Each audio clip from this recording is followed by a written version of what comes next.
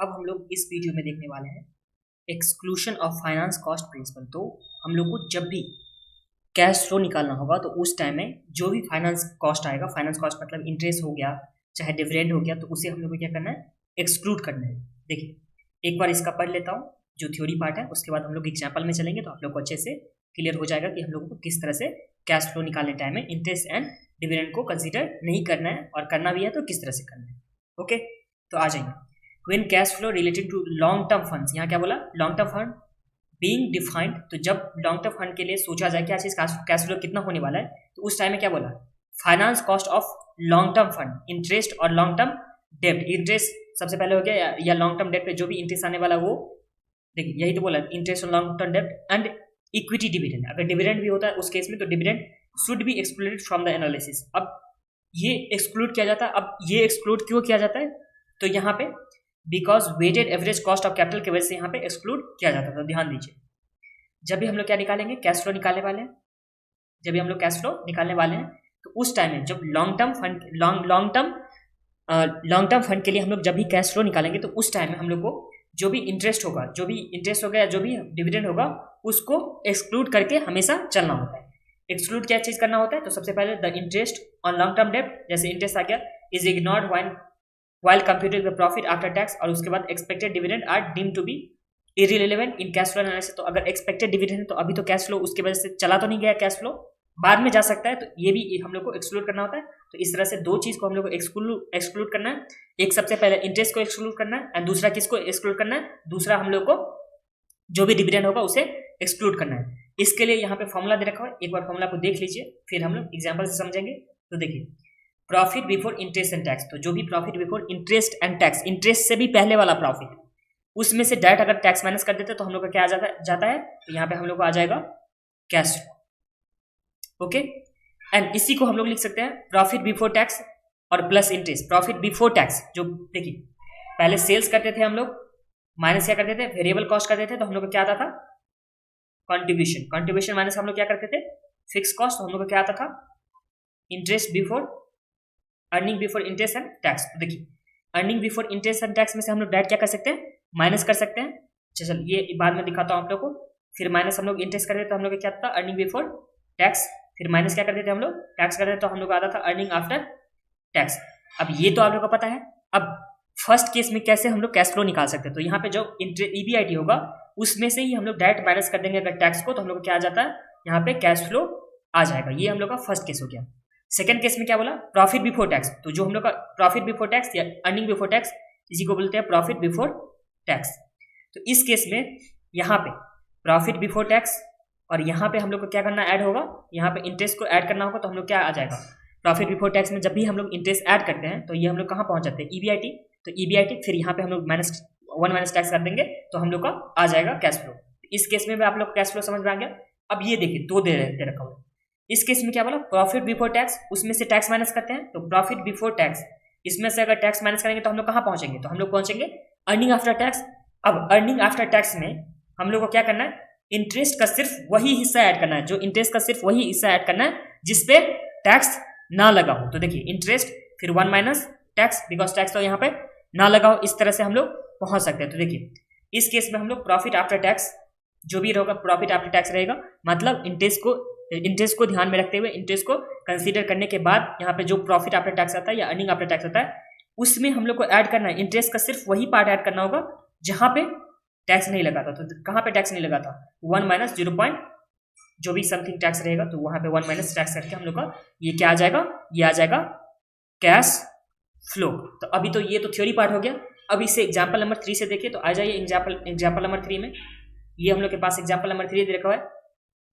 इसमें क्या बोला, suppose XYZ limited is expected profit for the fourth coming 4 year is as follow. तो 4 साल का हम लोग को प्रॉफिट दे रखा है, जिसमें profit before interest and tax 10,000, 20,000, 40,000 and 50,000। तो चारों साल का हम लोग को प्रॉफिट दे रखा है 10, 20, 30 एंड 50 दे रखा हुआ था। एक सेकेंड, एग्जाम्पल नंबर 3, इसमें हम लोग को दे रखा है profit before interest and tax, ये चारों साल का दे रखा हुआ है। 1 2 3 एंड 4। तो ये चारों साल का कितना कितना दे रखा हुआ है? 10 20 40 50। तो 10 20,000 40,000 एंड 50,000, ये हम लोग को दे रखा है क्या चीज? Profit before interest and tax. अब इस केस में हम लोग को क्या दे रखा है? इंटरेस्ट पेबल कितना दे रखा है? तो 5,000 हमें ईच एंड एवरी केस में 5,000 इंटरेस्ट पेबल है। एंड यहाँ पे टैक्स का रेट कितना दे रखा है? तो टैक्स का रेट दे रखा है 30%। ये हम लोग के पास सम्स में दे रखा था। तो यहाँ पे अगर हम लोग यहाँ पे माइनस करते हैं, क्या चीज माइनस करते हैं? इंटरेस्ट जब माइनस करते हैं तो इंटरेस्ट कितना है? 5,000 एवरी केस में है, ईच एंड एवरी केस में। तो सारे ही केस में हम लोग 5,000 माइनस करेंगे। तो ये 5,000 माइनस करने के बाद कितना आ जाता है? प्रॉफिट बिफोर टैक्स,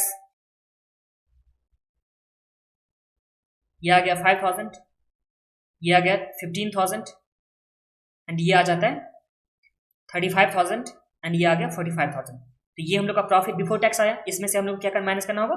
माइनस हम लोग को टैक्स माइनस करना होगा। टैक्स कैसे माइनस करेंगे? तो एट द रेट कितना परसेंट दे रखा था टैक्स?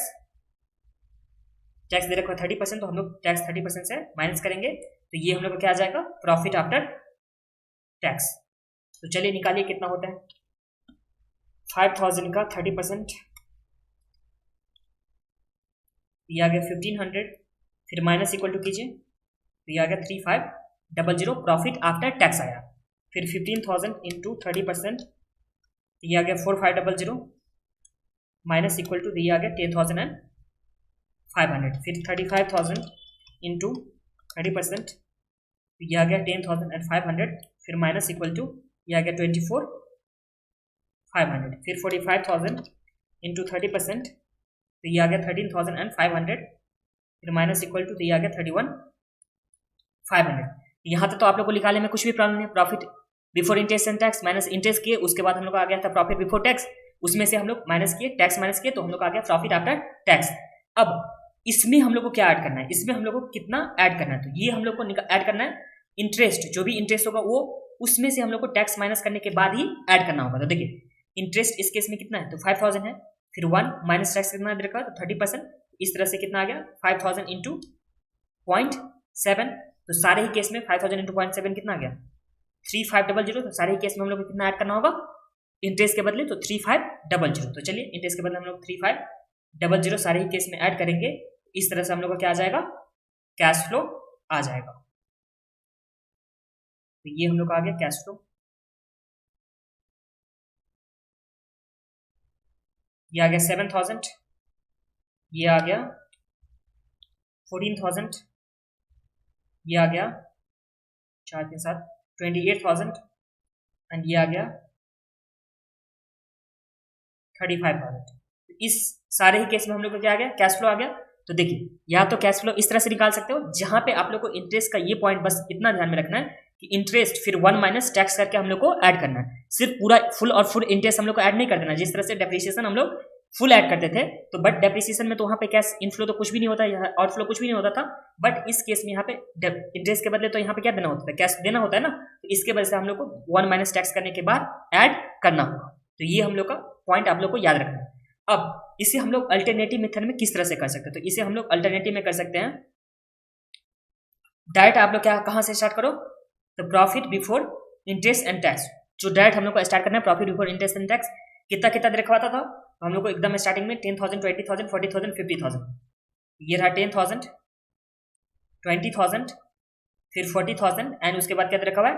50,000। तो डायरेक्ट हम लोग को स्टार्ट करना है profit before interest and tax, profit before interest and tax. इस तरह से हम लोग को स्टार्ट करना है। इसमें से डायरेक्ट हम लोग को टैक्स माइनस करना है, जो भी टैक्स परसेंटेज दे रखा होगा उसे हम लोग को माइनस करने के बाद ये डायरेक्ट क्या आ जाता है? तो ये आ जाता है कैश फ्लो, या इसे ऐसे बोल सकते हैं profit before interest but after tax, इसे ये भी बोला जाता है प्रॉफिट बिफोर इंटरेस्ट और आफ्टर टैक्स।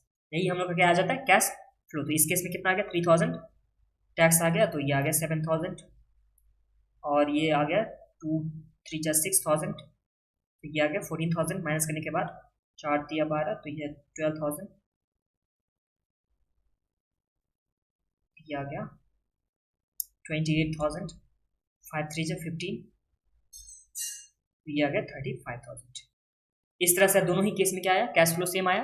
और इसी के साथ ये एग्जाम्पल नंबर 3 कंप्लीट होता है। बस आप लोग को ध्यान क्या रखना है कि जब भी इंटरेस्ट होगा तो या तो इंटरेस्ट माइनस करने से पहले आप लोग टैक्स माइनस कर दो, डिडक्ट कर दो, या अगर आप लोग को प्रॉफिट आफ्टर टैक्स दे रखा होगा, क्या दे रखा होगा, प्रॉफिट आफ्टर टैक्स, तो उस टाइम में आप लोगों को क्या करना है, तो यहाँ पे इंटरेस्ट फिर इसमें से 1 माइनस टैक्स करके ऐड करना होगा, तो ये हम लोग को क्या आ जाएगा, कैश फ्लो आ जाएगा। और यह दूसरा केस क्या कर सकते, दूसरा क्या था, तो ये तो हम लोग का फर्स्ट था कैश फ्लो निकालने का। एंड सेकंड केस में हम लोग किस तरह से निकाल सकते थे, तो ये निकालते थे profit before interest and tax, इसमें से हम लोग को डायरेक्ट टैक्स माइनस करना होता था। तो इस तरह से हम लोग का क्या आ जाता था, कैश फ्लो आ जाता था। बाकी प्रॉफिट बिफोर टैक्स जहाँ दे रखा हो, अगर वहाँ पे प्रॉफिट आफ्टर जहाँ पे टैक्स दे रखा हुआ, अगर यहाँ पे प्रॉफिट बिफोर टैक्स दे रखा होगा, उस टाइम में हम लोग को वहाँ पे टैक्स ऐड करेंगे, और फिर ये तो हम लोग को ऐड करना ही। इसी से आप लोग जो भी फॉर्मूला था यहाँ दे रखा होता, ये जो हम लोग का था फॉर्मूला, 4 फॉर्मूला जो था यहाँ पे, एक ये हो गया, एक ये हो गया, और एक ये हो गया, तो चारों में आप लोग को लिख लेना है। और इसी के साथ ये हम लोग का जो एग्जाम्पल नंबर 3 था वो कंप्लीट हुआ। अब हम लोग नेक्स्ट वीडियो में छोटा सा वीडियो होगा जहाँ पे देखने वाले हैं पोस्ट टैक्स प्रिंसिपल हम लोग नेक्स्ट वीडियो में देखने वाले हैं।